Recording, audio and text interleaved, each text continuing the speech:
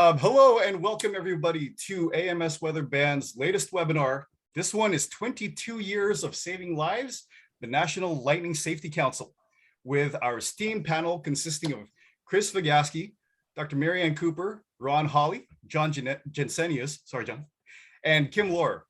Now, before we begin, everyone, I would like to just address some of the ground rules for our webinar today, just to make sure things move smoothly and in an organized manner. First of all, if you have any questions during the webinar for our panelists, could you kindly put them in the Q&A button at the bottom of your Zoom screen? That's the one that we'll be monitoring for questions that you want the panelists to address. Any questions or comments that are submitted through the chat, though, will not be considered. So if you have something pressing that you want to ask, Q&A is your friend. Also, if you would kindly keep your cameras off, that would be fantastic. And we will have some specific time for questions from the audience, actually throughout this entire webinar, if you put it on the Q&A. All right, so your concerns will be addressed. Now, to start it all off, though, I would like to introduce today's panel with a little bit more background. So Chris Vigaski is a meteorologist at Vaisala and member of the National Lightning Safety Council. He received both his bachelor's degree in operational meteorology and master's degree in applied meteorology from Mississippi State University. His expertise includes applications of lightning data and forecasting, forensics, and safety and meteorological measurements, including lightning. Dr. Marianne Cooper is an emergency physician by training. She is an international expert in lightning injuries and lightning injury prevention. She received her BS and MD from Michigan State University and trained in emergency medicine at the University of Cincinnati. As an early pioneer in emergency medicine, she actually helped design training and accreditation standards in emergency medicine and served on the governing boards of several national EM organizations and as oral board examiner for more than a decade. Ron Hawley is a meteorological consultant in Oro Valley, Arizona. And Ron has worked extensively in meteorological education issues, particularly those relating to lightning safety and the demographics of lightning victims and damages, and is recognized as the world expert on the demographics of lightning injury. Ron received his BS and MS degrees in meteorology from Florida State University too, and took additional coursework at the University of Miami. And John Jensenius is a meteorologist and lightning safety specialist with the National Lightning Safety Council. He retired from the National Weather Service in January 2019 after more than 41 years with the agency. In 2001, while working for the National Weather Service, John initiated the first National Lightning Safety Awareness Week and has provided much of the information that is available on the NWS Lightning Safety website. And in addition, John has tracked and documented about 400 fatal lightning incidents in the US since 2006, and has studied these incidents to try to find ways to reduce the number of future fatalities. John received a BA degree in science, or in earth science and meteorology from Millersville University in 1974, and an MS degree in meteorology from the Pennsylvania State University in 1976. And Kim Lohr, is a lightning protection consultant. She previously served as communications director for the not-for-profit Lightning Protection Institute, or LPI. She is a longtime member of the National Fire Protection Association and its Building Fire Safety Systems section, where she is a frequent exchange forum contributor. As a partnership member of the NOAA NWS Lightning Safety Awareness Team and the National Lightning Safety Council, Kim has helped promote efforts of the National Lightning Safety Awareness Week campaign. So now, with that, panel, I give you the floor. Well, thank you, Gideon. I want to say that appreciate your taking the time to organize this for us. Appreciate AMS for doing it as well. I'm going to go ahead and share my screen. What I want to do today is talk a little bit about a short history of the efforts that we've done, and also a bit of information on safety information. So with that, I will go ahead and get started.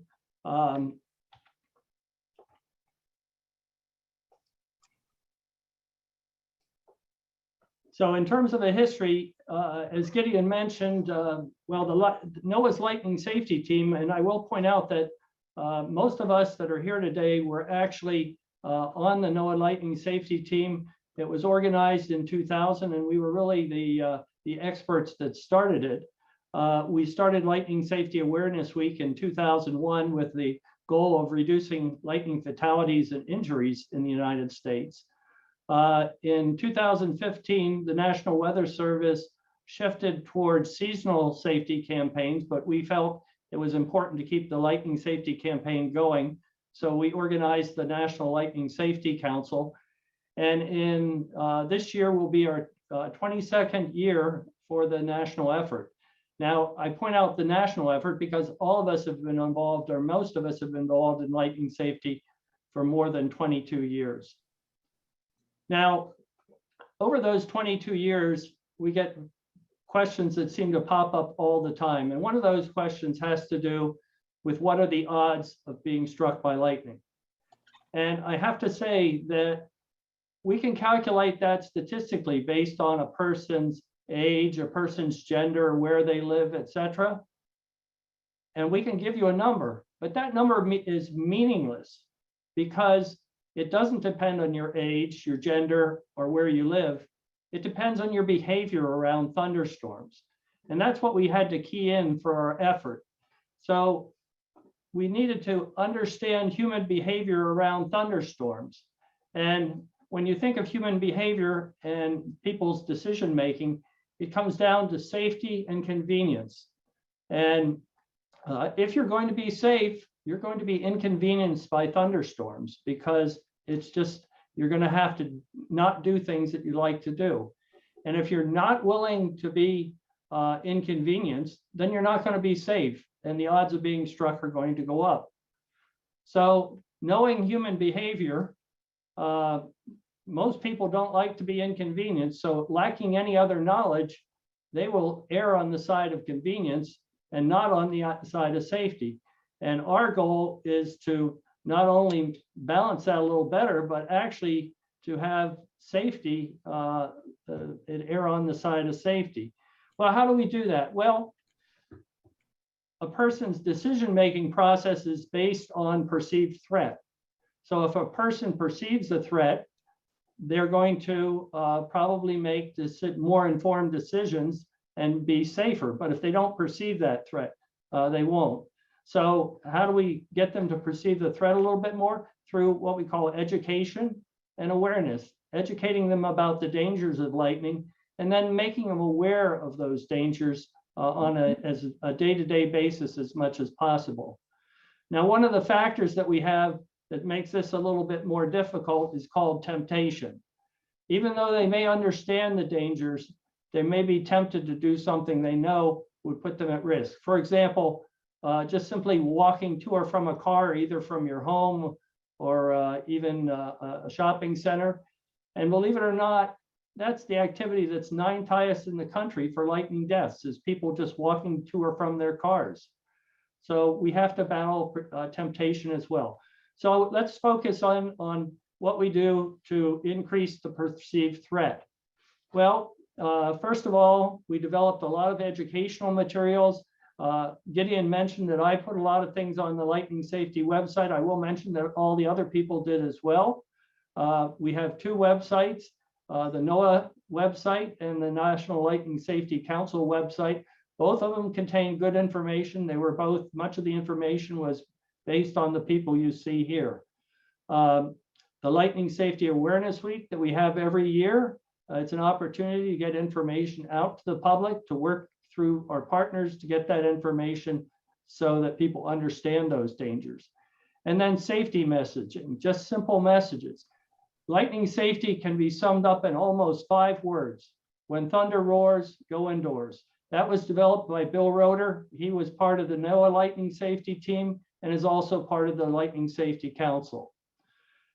During the 22 years, we worked with broadcast and print media. We worked with emergency management agencies. We worked with sports organizations to try and so they would adopt better lightning safety policies. We documented fatalities. We do analyses on those fatalities, and we try and provide that information on our website and out to the media so that they not only stay informed, but they have information that they can provide to the public. And also we acted as a resource in case somebody had a question or the media had a question. We're there to answer those questions and provide information. Very quickly, I want to just mention some safety tips. It boils down to listening to the forecast and planning your activities to avoid the lightning threat. If thunderstorms are predicted, consider canceling or postponing the activity, especially if you wouldn't be able to get to a safe place quickly. That's one of the problems. You're out there and that word temptation comes in to continue our activity, even though you may hear a distant rumble of thunder. Don't put yourself in that situation where temptation becomes a factor. While you're outdoors, monitor weather conditions. And if the sky looks at all threatening or you hear thunder, get to a safe place immediately. Don't ignore any signs of a developing or approaching storm. And finally, remain inside that safe place for 30 minutes after the last thunder. Those simple guidelines, along with our saying, when thunder roars, go indoors, not only can save a lot of lives, but it has saved a lot of lives. If we look at the 10-year average of lightning fatalities since we began the campaign in 2001, our average number of fatalities have dropped from 55 in 2001 to 23 this year for a 10-year average. We're pretty happy with that, but we still see people taking chances, making mistakes, and unfortunately getting killed or injured by lightning. So with that, I think we'll be taking questions at the end. So I'm going to go ahead and turn it over to Dr. Mary Ann Cooper.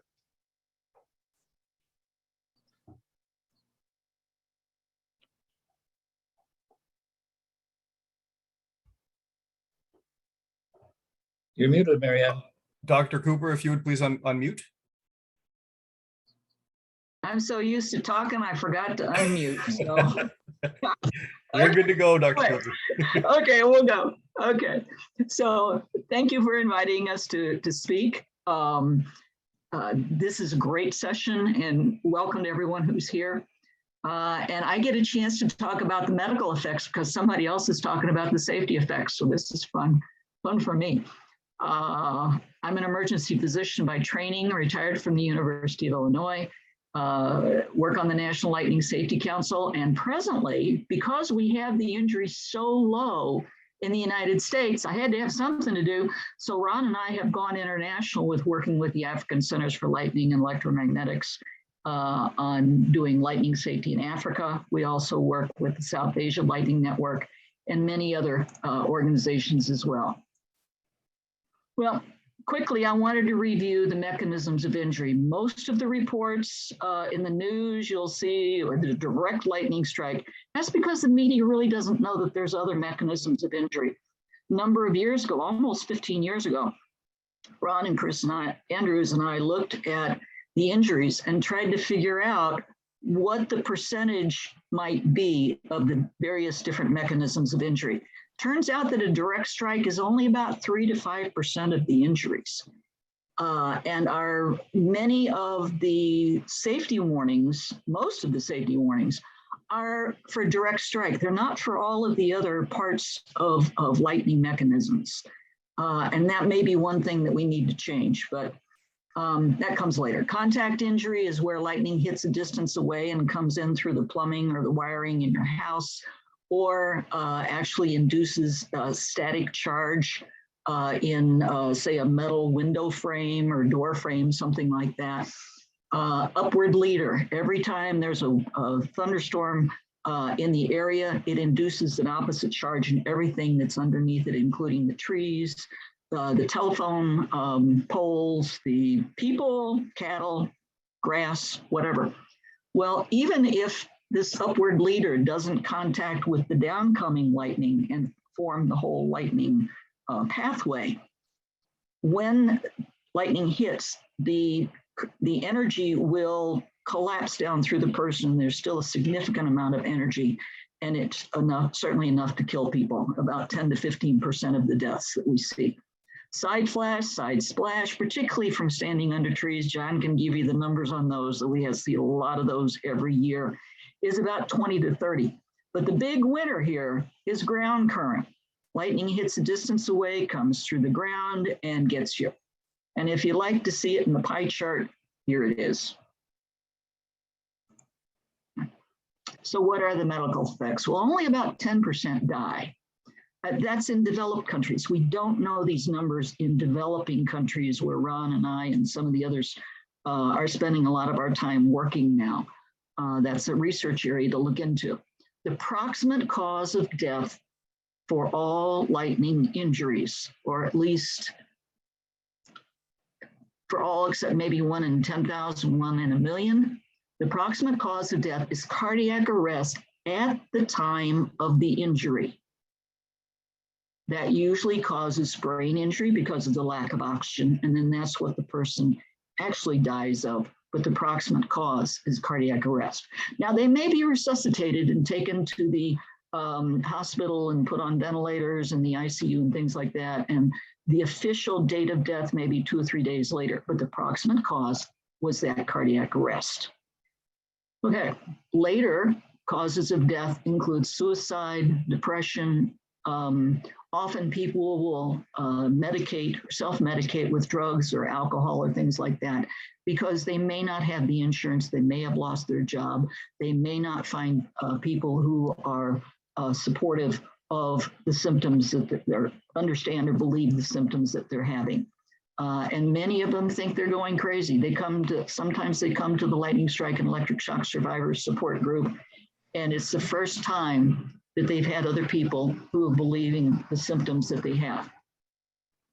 Well, these survivors, like I said, may have permanent disabling after effects. It's not a burn injury. Many people think lightning is so hot and all that. It's just not around long enough to cause significant burns. Secondly, much of that energy has already been dissipated in light, in radiated heat, in noise, and all kinds of other things. So you just don't have nearly as much energy as everybody says when they say it's 5 times the temperature of the surface of the sun. Well, it's not around long enough to cause burns, in significant burns. Yes, it'll cause some burns, but as an emergency doc, they're not the kind of burns that we're going to put you in the ICU for, or probably even hospitalize you for. So they're not significant burns. It's a nervous system injury. The 2 most prominent problems that we have from lightning is brain injury. And while I hate to say that I'm glad that post-concussive syndrome is out there, because I don't wish this on anybody. We've had brain injuries in our family. I understand them intimately now. But because people are understanding these post-concussive injuries that the footballers and others have, and the military have, it's so much easier to explain the brain injury that we see in lightning survivors over the years. They lose their executive function, learning new things, retrieving old things, often because they have personality changes as well, easy distractibility, irritability. And sometimes often, as with other chronic illnesses, it can lead to the breakup of the family. The other side of the nervous system that we talk about and the problems that we see is from chronic pain syndromes. When a nerve has been injured, and when it heals more irritably. And so it sends a lot of false signals up to the brain. The brain goes, let's see, that nerve goes to my hand, so it must be my hand that's hurting. It's just like sciatica. We all know it's not the nerve, it's the pinched nerve that causes the pain.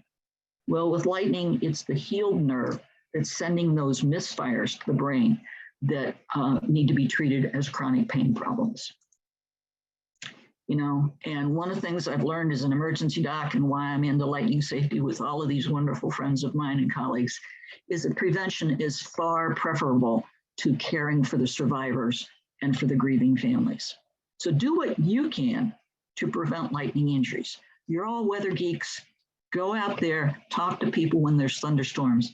Use these mottos that we've come up with. When thunder roars, go indoors. We have a Spanish version of it now too. No place outside is safe when thunderstorms are in the area. 30 minutes since thunder roars, now it's safe to go outdoors. Okay, that's all I have. I'm going to turn it over to Chris now. Okay, thanks, Mary Ann, and thanks again for everybody who's joining. I'm going to talk a little bit today about lightning detection basics. So we detect all of this lightning. We're monitoring all of this lightning every day, but how does it all work? So we'll start by looking at the US in 2021. There were 194 million lightning detections across the United States. That's a lot of lightning. It's about 10% of the lightning that occurs around the world happening right here in the US of A. This map is showing the lightning density per year across the country. So the cooler colors, the grays and the blues, that's where lightning tends to happen less frequently. Where the oranges and the reds and dark reds, that's where lightning happens most frequently. So your places like Florida and along the Gulf Coast, Texas, Oklahoma, those regions get lightning in heaps and bounds year after year after year. Although even in places where you don't necessarily think a lot of lightning will happen, just yesterday, there was a lot of lightning in Southern California. We detected 64,000 in cloud and cloud to ground events in Southern California in association with the monsoon and a storm system that was in the Pacific. And you don't want to necessarily sleep on these places where you don't get a lot of lightning. California ranks in the top 15 for lightning fatalities in the United States. And the first lightning fatality of 2022 actually happened in Southern California yesterday, where unfortunately a woman who was walking her dogs was struck and killed by lightning. So it's not just the lightning hotspots. Where lightning doesn't happen as frequently, you're not necessarily thinking about lightning as being a big risk. But then when storms come, there's that risk. If we look globally, lightning is detected all around the world. Billions of lightning events happen around the world every year. And this color scale is the same as on the previous map. So your cooler colors are where less lightning occurs, and your brighter colors are where more lightning occurs. So Central Africa, and Northern South America, Northern Australia, across the central United States. But even all around the world, in places even you wouldn't expect, we're able to detect lightning. In 2019, we detected lightning just 30 miles from the North Pole. So lightning really can happen anywhere and at any time, as long as the conditions are favorable for lightning. So it's a natural hazard that's all around the world that everybody really needs to be paying attention to. But how do we detect all of these events? Well, there are special lightning sensors all around the world. And when lightning occurs, it sends out radio waves, electromagnetic waves at the speed of light. And these sensors are listening for those waves. And when those lightning waves hit each of the sensors record the time that the lightning wave arrived at it and the direction that it came from. And with that information from multiple sensors detecting the same lightning wave, we're able to locate with very high precision, very high accuracy, where that lightning occurred and when it occurred. And we're detecting across the United States 99% of the cloud to ground lightning flashes that occur. So we're detecting the majority of all the lightning that occurs around the world. And we're always working to improve the capabilities of the lightning network so that everywhere around the world we can give people that same quality data. Because how is that data used? It's for site-specific warnings. So if you're at the airport and you're getting ready to board a plane, you don't want lightning in the area so that you don't have the jet fuel exploding, or you don't have people on the tarmac getting injured. Lightning data is used for weather forecasting. It's used extensively for severe weather warnings, for issuing forecasts for outdoor events, and for public outdoor warnings. If you're out at a golf course, at a baseball game, if you hear a siren going off, it may be because there's lightning in the area.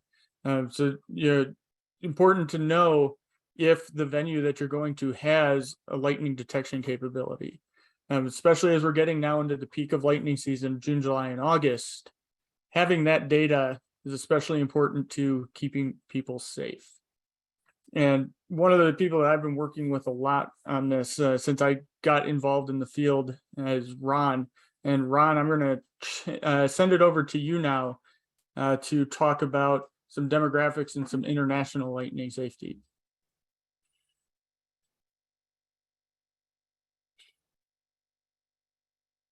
And Ron, you're muted too.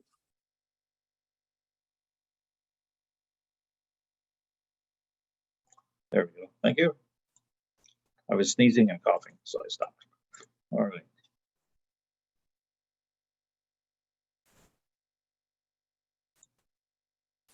Come on.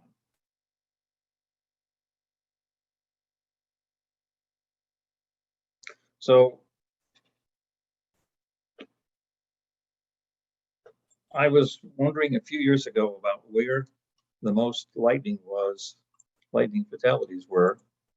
What have I done? There we go. And I found that there was really a lack of information about this. So I went through the literature and have been keeping up with the literature. And I found papers that have summaries on a national basis in an organized way of how many people have been killed and injured by lightning. So there's about 30 countries or so. This in a journal article here, 2016, there's been some updates. So we see that the highest rate is actually in Southern Africa.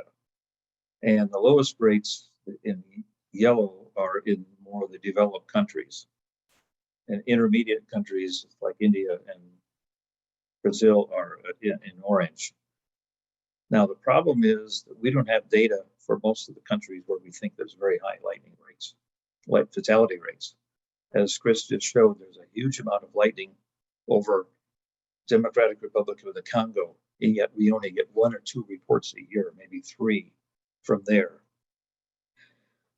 This sampling is biased by English language reports, by journals and so on in English languages. I don't know that there are other articles out there in other languages, but I've certainly been looking long and hard. So where do we go from here? I've summarized here all the reports that are in journal articles, and I came up with this total of 4491, which are pretty much what long-term averages are. However, I've estimated 24,000 deaths per year for the world. You look at Africa here, we have Malawi with 1,008.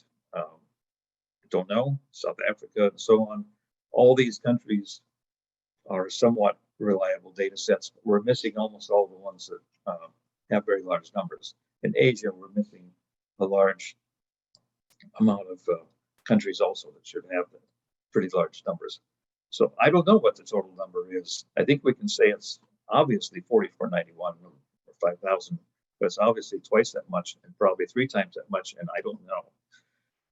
So the problem, going back to this map here, is that in the US and developed countries such as Canada and Australia and Western Europe, people have substantial buildings so that we can say when thunder roars, go indoors.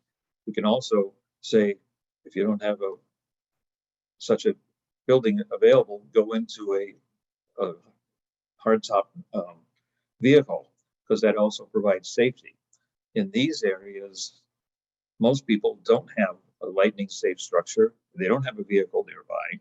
And what I'm finding is that a large number of the lightning deaths in Africa and Southeast Asia are in manual, labor-intensive agriculture that takes place during the day when lightning also occurs. And so this is a very difficult problem to overcome.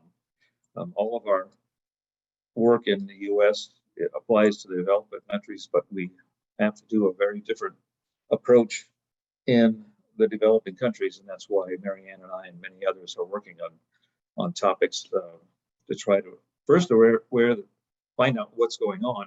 Second is find out how we can make the awareness better, and then ultimately make a difference.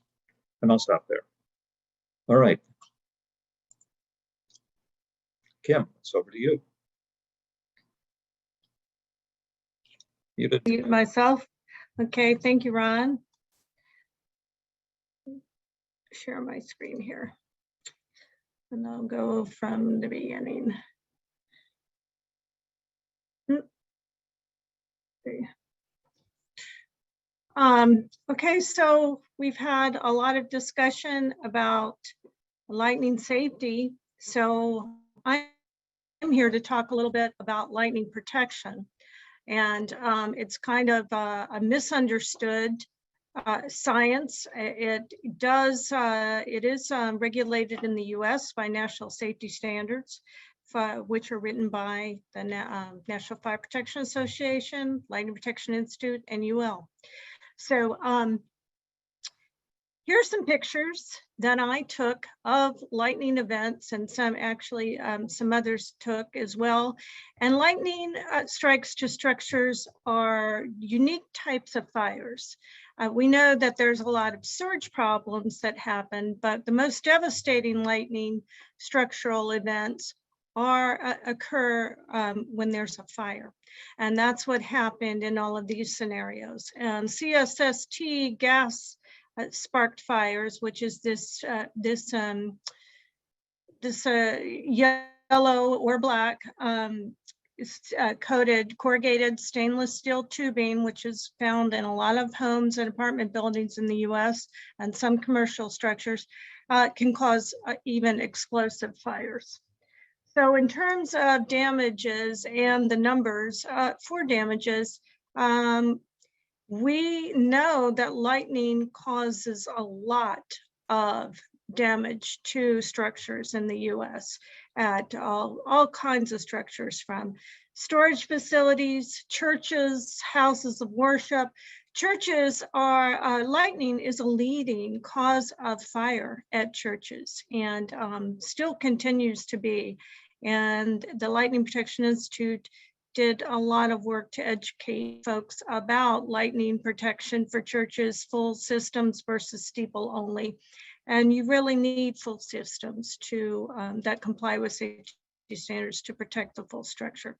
So here are just a few of the stats that we know about. And when I say know about, lightning fires are reported by the National Fire Incident Reporting System. Kim, somebody's asked if you can go into the presentation mode because the print's too small for anybody to read. Oh, I am so sorry. Yes, I can do that. Let me go there. Let's see, where am I going there? Okay, I'm sorry. I'm a little confused now. I should have done that before. Well, Hey, Kim, if you go to the bottom of your PowerPoint screen, Yes. on the lower right-hand side, you'll see where it says notes. Uh-huh. On the lower right-hand side of your screen, it says notes Okay. down there. You're gonna a little bit lower, like at the very bottom border, and on the right side of your screen, there's some icons there. Yeah. So one says notes. To the right of that is icon that's grayed out. To the right of not that one. You want to go to the one all the way to the right. The one that looks All the like way to the right. that one. I'm sorry. I'm There. sorry. And that's you. okay. And then you can We're use back your now. no, you're good. And you can use your keyboard arrow buttons to navigate between Yes, slides. I got it. Sorry. No worries. Let's go back. I'm glad I'm last because that, yeah, that's why you put me last. Okay, so I'm back to the stats. And now hopefully everyone can see them better. And another I guess venue I want to mention, photovoltaic collectors and solar arrays. Those are getting zapped by lightning all the time, and we're just starting to get some data on those losses. So we know that these losses right here that were sourced and tracked by the Insurance Information Institute and the National Fire Protection Association are just a snapshot of what really is happening. And how does lightning enter a structure? So all kinds of ways. And like I said, these fires are unique because a lot of times they happen, they are initiated in unoccupied space where sprinklers are not real effective. Lightning can strike directly and explode brick mortar. It can strike projections on your rooftop like vent fans or antennas, all those kind of things. Cupolas, dormers, metal roof accessories. That's why systems that are designed to protect structures take an effect. All of these appurtenances on a rooftop or on a structure. It can come through electronics and power lines. It can come through side flash, through a nearby tree or another item, nearby structure even that is struck and side flash to another building. So wiring through your computer, irrigation systems, invisible dog fences, those all provide excellent entries for lightning. And all of these ways that lightning can come in can cause very destructive surge problems, but they can also cause fires. And then I mentioned before, CSST gas piping, those are very unique fires as well. And they travel on that corrugated stainless steel tubing and can, gas, pinholes, punctures, and arcing from electricity, you can have a real explosive fire. So what do you do to solve the problem? And here's just some elements of a safety standard compliant lightning protection system. And that is really key. It's got to follow your safety standards. And lightning protection is not do it yourself. Lightning rods do not attract lightning. Some of the myths we've heard, are buildings are already grounded for lightning. No, they're grounded for household electricity. They're not grounded for lightning's mega electricity. So what you're trying to do with a lightning protection system is take that charge to ground and take it, to earth where it doesn't impact the structure, the occupants, or your equipment. And air terminals, which are also called strike termination devices, are the rods. And then you've got braided conductor that is either class 1 or class 2 size, depending on what type, how high your structure is. And all of these are UL listed materials that you can't buy in a Home Depot or Lowe's. You have to actually buy from UL listed manufacturers. Grounding terminations depend on what your soil conditions are, ground rods, ground rings, ground plates in rocky soil. And that grounding is really key to your system working. And then of course, surge protection devices are also part of a system. And whole house surge protection is not a real thing. A whole house surge protection device will not provide the grounding that you need for the massive electricity. So I had one other slide I won't talk about, but I'll just keep it up because this does mention NFPA 780, which is the standard that we follow in the US. It's the oldest, most comprehensive safety standard for lightning protection systems. I think I'm out of time, right? So turn it over. Oh, yeah, thank you very much, Kim. Interesting go ahead, Ron. analogy here, which I've never thought of before. Kim, Marianne showed the 5 mechanisms of human injury. And here you are showing essentially the same 5 mechanisms of damage. I've never made that connection before. So we have direct strike, we have ground current, which is big. We have slide flash, we have contacts, and maybe upward streamer. I don't know about that. Yeah, it's true. I didn't think of it that way either. That's why we do these. Yeah, and one of the things I learned from working with you all is that, as you said, the fires are in areas that there may not be sprinkler systems. They can be on the walls, and you don't even find out about it until after you've gone to sleep later that evening, and then you start smelling smoke because things are starting to fall apart, or the explosions from that that tubing. I didn't know about that tubing until we were talking recently. Yeah, some of the fire safety people I have talked with and met over the years talk about the unique nature of lightning fires and stress the importance of, if your home or structure is struck by lightning, even if you don't see any evidence or smell any evidence of a fire, always contact the fire department, because these types of fires can be very unusual and they need to come out and investigate, cut the gas off if you have gas, just as a precaution. So that's You the find point I out wanted if to your house has been hit by lightning. Usually you can feel it and hear it if you're there, or your neighbors see it captured on their Ring camera. Yeah. So usually people know it's been struck. So there's If no they're doubt. Okay. Okay. Well, I see one of the questions asking what activities pose the greatest risk of being struck by lightning. And I guess I will try and answer that. I'm going to go ahead and share my screen for a minute. And first thing I want to point out is the two websites. I meant to mention this before. The two best websites for information are the whole website, which is weather.gov/safety/lightning, and then the National Lightning Safety Council website, which gives information on lightning as well. And what I want to do is answer that question by just going through the National Lightning Safety Council and showing where you can find information like that. Is U.S. lightning fatalities. If I click on that, and I'm not sure about the time lag before you actually see things. And this is a listing of fatalities by year, and then some of the more common questions that we have.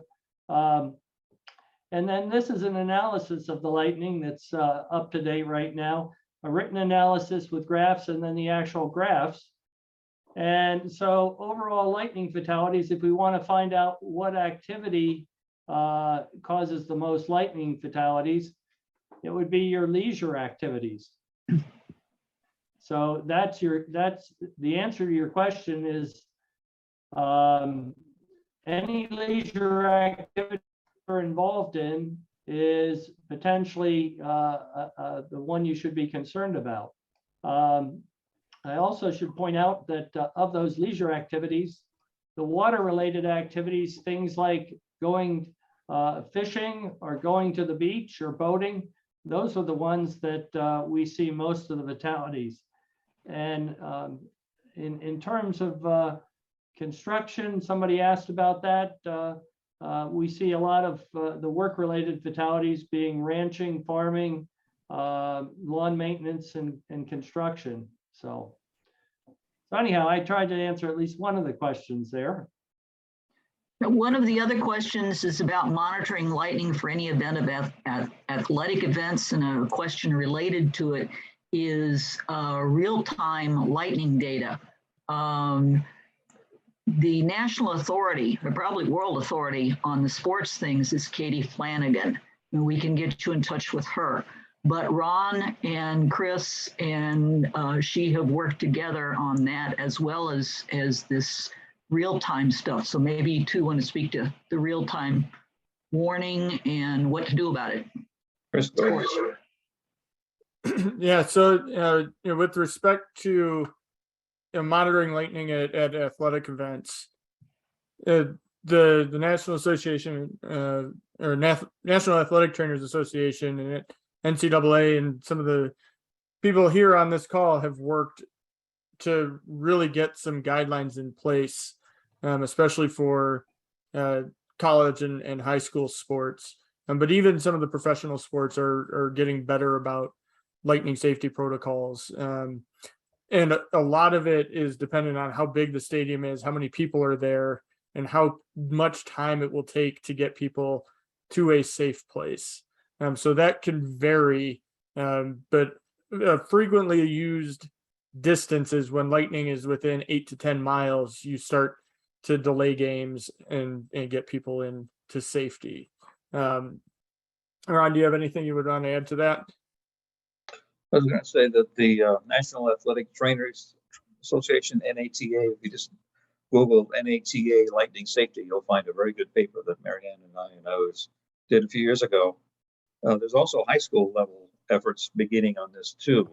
If you look at the statistics over the years, John, last decade or so, it seems like we're having less and less events at Little League and soccer type of events. And I think that's because, one, awareness, and two, there are some real-time lightning data available. Yeah, I would say, and there's the other factor in it too, which is that first of all, they've adopted guidelines based on some of the information that we've provided. But I know the many National Weather Service offices have worked with their state education departments to adopt various guidelines for safety at all school events, not just sporting events. So there are actually a lot of factors involved in reducing these fatalities. It's not just, I have to say, it's not just the Lightning Safety Council, it's all of our partners that have been involved, including National Weather Service, the media, emergency management agencies, and really John Q. Public.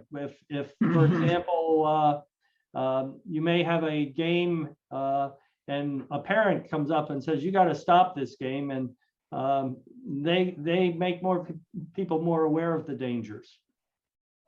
I see a question that I like to answer about NFPA 780.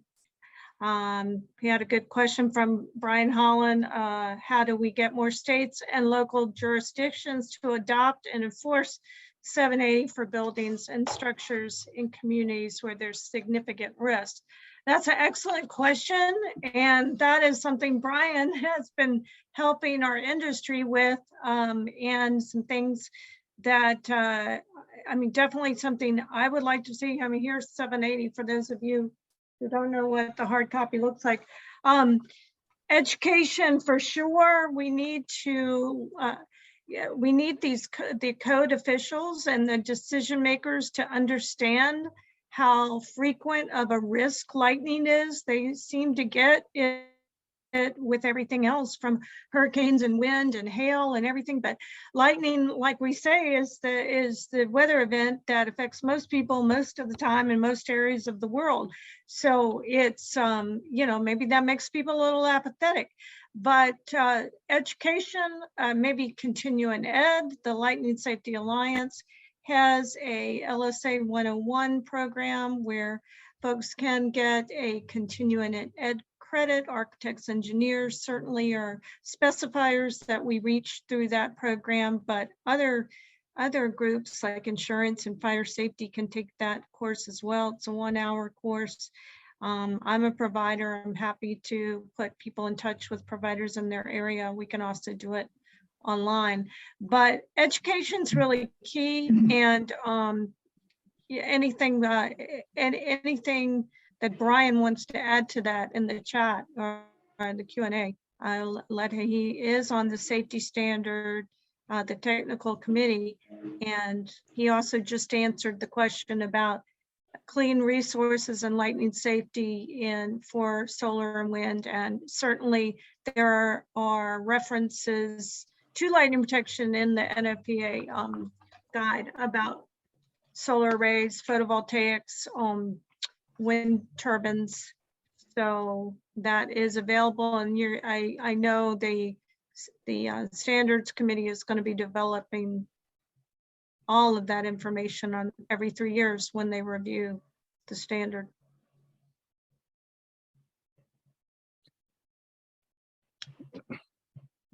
Brian is answering lots of good questions here, so thank you, Brian. We'll go back to this this first question that was asked. It was related to real-time lightning data online. And one of there's a lot of data that's out there. Some of it is good data and some of it's not so good data. But resources like the Weather Channel, I found the Weather Channel app does a really good job with providing lightning alerts. So when lightning is within a certain distance of your phone, and so it kind of tracks you and follows you around, that you would get an alert for that. But there are subscription services where you can sign up for lightning data and lightning alerting. Lightning detection across the United States, across the world, is run by private companies that have installed and maintained the sensors that are around the country and around the world. So it's difficult sometimes to find real-time free data that is good and is available. So the Weather Channel is their app is one that I've found that does a good job of providing that information. You can also have sensors that are installed at the locations where you need lightning data or lightning alerting. But I want to make clear that when you're using lightning data for protection or for warning applications, you need actual lightning detection data. Lightning cannot be predicted when and where it's going to strike. The science isn't there to do that. There are vendors out there that will say that they can predict lightning, and you need to have their system so that you know when lightning is going to happen before it happens. Those are especially prone to false alarms. They create a false sense of security. So if you are using lightning information to keep people safe, you have to have the real-time lightning detection data. But one of the changes that we've seen, I mean, when I first got in, I'm a doc, so I'm not a meteorologist like many of the rest of you. When I first got into lightning safety and the lightning injuries with you guys, I was told the National Weather System is never going to warn about lightning. It's just not in the, it's just not going to happen. Well, how many of you heard your local weather stations for the last, I don't know, at least 5, maybe 10 years say, and a chance of significant lightning or dangerous lightning or whatever phrasing they're using. So the Weather Service, NOAA, has been very receptive over time to issuing these kinds of warnings. And that's why we say pay attention to the forecasts, because it's in there. Nobody's ever going to be able to tell you when an individual lightning strike is going to occur in a 3-block area, So you have to be prepared, not reactive, but proactive. I see a question that's there that is asking how frequently are fiberglass antennas hit by lightning strikes? And I have to say, I don't know anything about fiberglass antennas, but the comment I would have is the likelihood of something being struck is based on exposure and height. It's not based on the material it's made of. So, for example, if you had a fiberglass pole, a wooden pole, or a metal pole, they're equally likely to be struck by lightning.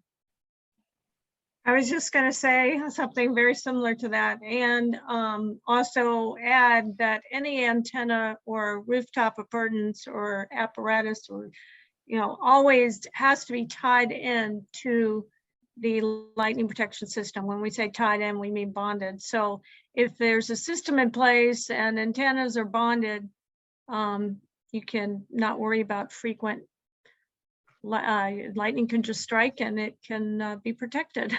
So. Excuse me, panel. I had a question, but I can't type it on the Q&A. So I was wondering if you might be able to answer.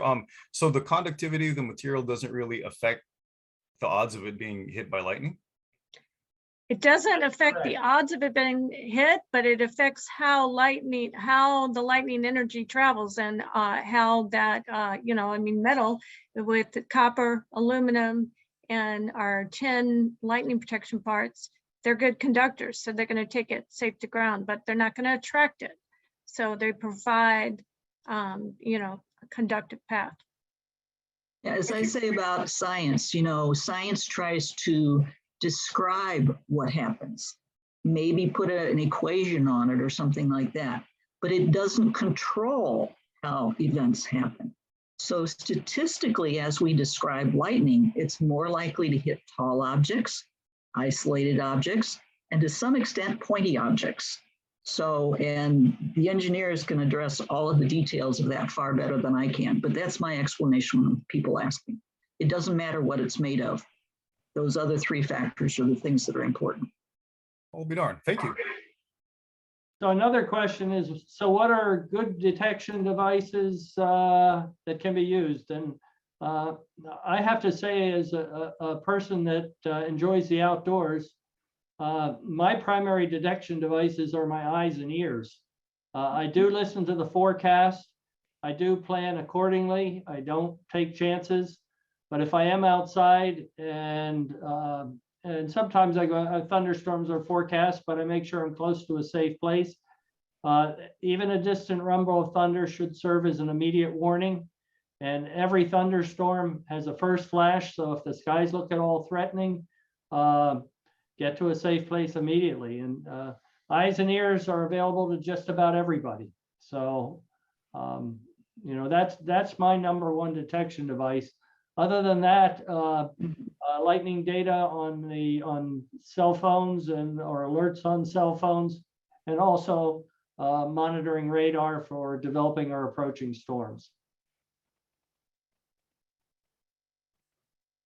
Can I chime in with something? Go for it, Ron.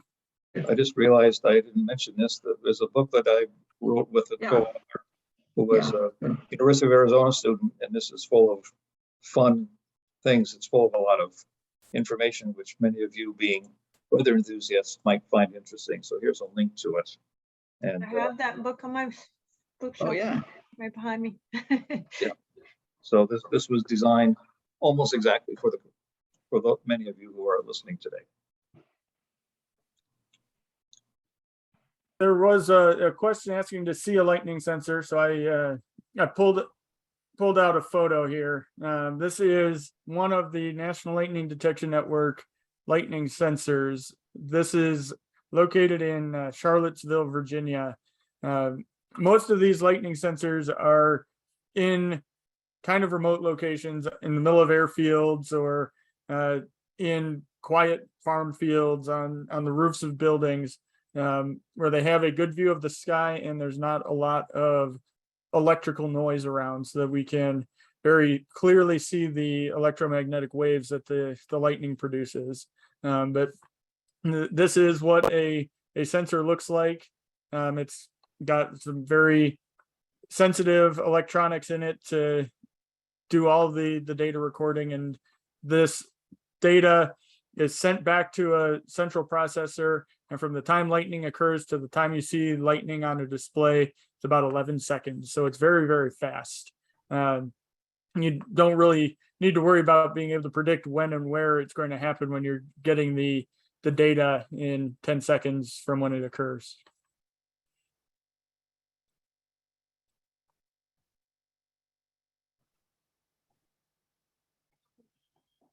All righty, folks. We only have less than 2 minutes left for our presentation today. Panel, is there anything else you wanted to address before our time comes to an end? Stay safe for the summer. Stay safe. Pay attention. Be prepared. I guess I'd like to add one thing here, because we've been looking a lot at the international situations. We really are fortunate in the US and the developed world. We have a safe place to go, a building or a vehicle, virtually 100% of our lifetime. So let's not make mistakes of standing outside in the yard when a storm is going on, or mowing that last piece of the lawn, or whatever, or that last inning of the game. This is where a lot of these things are happening. We have a safe place to go to. Just go there. It's not happy. It's not convenient, as John said, but it is workable. Most people in the world do not have these two safe places available. So we need to realize that this is a developed country solution. Lightning protection systems make your safe place safer. And I would like to add that just avoid temptation. Don't allow temptation to put you in a dangerous position.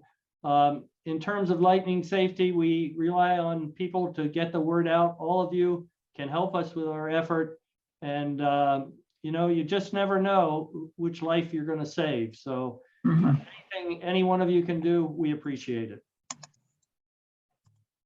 Well, John, I like that that life lesson there about temptation. I think that applies to a wide array of things beyond lightning too. So thank you very much, John.